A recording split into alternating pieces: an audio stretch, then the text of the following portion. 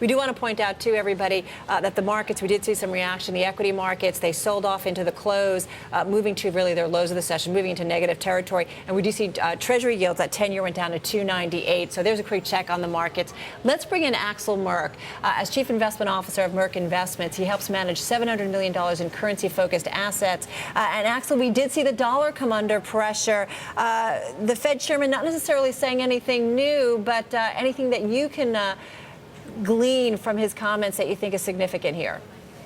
Well, I think Bernanke, like other members of the Fed, are just baffled that this economic recovery is stalling out. They don't realize that they're fighting market forces, consumer rather downsized, and that's why he has this plea for fiscal stimulus. If you noticed, he said, please have a fiscal stimulus, spend money now and save later.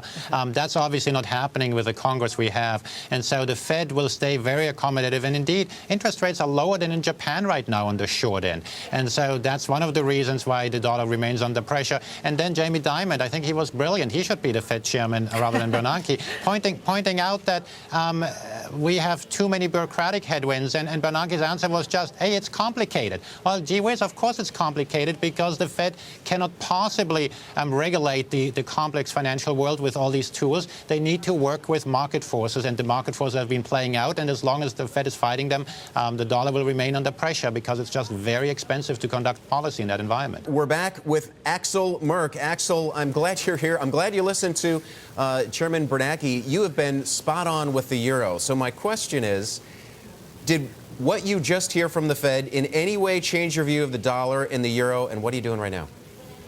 Well, if anything, it accelerates our view of the decline in the dollar. Bernanke focused a lot of his speech on high energy prices and how they're just transitory. The Saudis came out today and said pretty much they're at peak production. Well, guess what? The Fed doesn't take commodity inflation seriously, but the European Central Bank does. In Europe, we'll see a series of tightenings down the road because of commodity inflation. At the same time, at the Fed, we keep interest rates at rock bottom. That can't bode well for the dollar in the long term. That's one of the many reasons why we think the euro is continuing to do well. Well, hey, Axel, what do you think really went on behind scenes between President Barack Obama and German Chancellor Angela Merkel? I mean, they both came out and said that the debt crisis in Europe cannot be allowed to put the global economic recovery at risk. That's what we heard. What do you think went on really behind closed doors between these two? My good question. Probably not a background. They have different priorities. They have different audiences they cater to. Obama is interested in getting reelected next year, and Merkel is working on a domestic agenda. The challenge with Merkel in talking to her domestic audience is that just about every European government gets kicked out of office because the politics of austerity is just very tough. And then there's a perceived lack of leadership. There's a flip-flopping on the nuclear policy. The financial crisis seems to be very much not a straight line in Germany.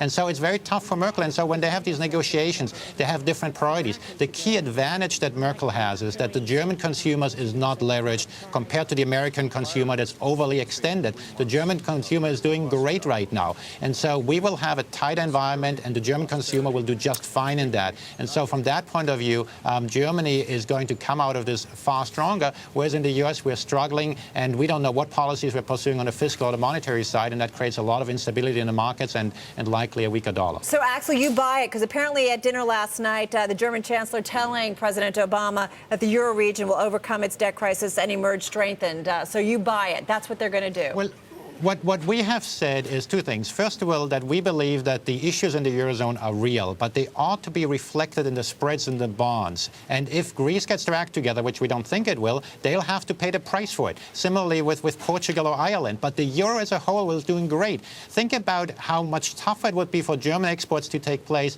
if these problems weren't around. We would be in the stratosphere with the euro, given the U.S. policies. And so Germany should be thankful that they have some of these issues there. And yes, they need to work through them. But there is no silver bullet. This is a process that will take years, and the euro will climb on that wall of worries because the exports are doing great in Germany while these issues are being addressed, and the bond market is imposing these reforms. If the issues were gone, the will for reform is gone. That's what we have in the U.S. We've printed all this money, so we haven't engaged in reform. We're just throwing out regulations, and we're going to make it more difficult. In Europe, they're getting stronger because they're engaging in real reform. Axel, we got to run. Thank you so much. Axel Merk over at Merk Investments.